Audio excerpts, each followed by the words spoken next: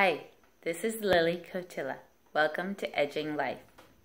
If you are in a relationship with someone of any kind, whether it be romantic, parent-child, friend, etc.,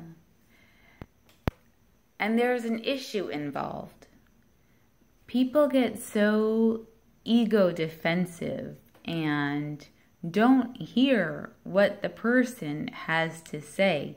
They will either come up with an excuse as to why, or deflect the situation entirely and go in a different tangent related not to the issue at hand, and or they will throw something back that bothers them.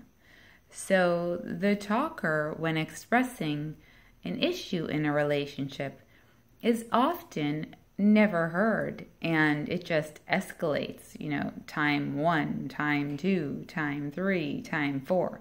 Not only does it escalate in the individual scenario exchange, but when not resolved by time 2, 3, and 4, the escalation is already beginning at, a higher baseline of aggravation than at time 1. So it just continues to get worse. And the neural grooves are just accessed so quickly to the previous resentments of the same theme that it can become a futile process once on that shared neural track of not listening, defending, blaming back, excusing, whatever you want to call it.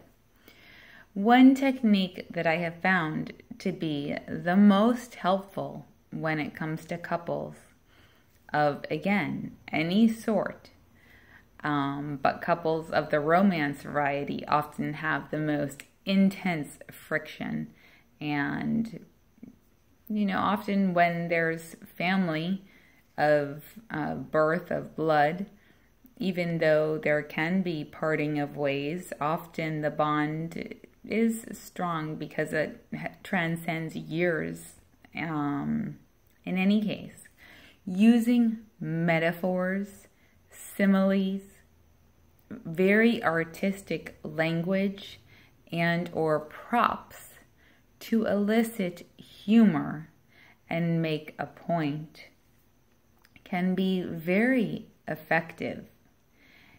It goes to a different part of the brain and the schematic imagery created and the memory and the emotion within the body than using words alone. Furthermore, we all have so many different associations of thought and emotion and past history with respect to words on our inner world, on our inner map, that there's no way another person could possibly know, what those attachments are. So one person might use a word and the intention behind it is benevolence, but the interpretation of that word due to its previous associations is extremely negative and will cause reactivity rather than rational conversation and hearing of the person, etc. So keep this in mind. The more general, the more artistic your language in terms of metaphors, references to books, art pieces, movies, funny lines that you might repeat. You can't handle the truth.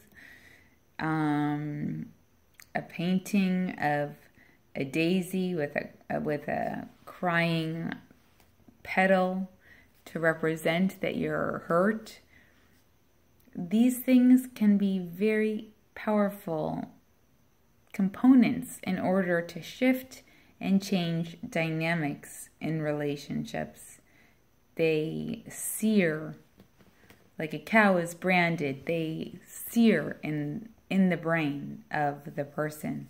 And your chances and probability of creating a happier relationship are much higher.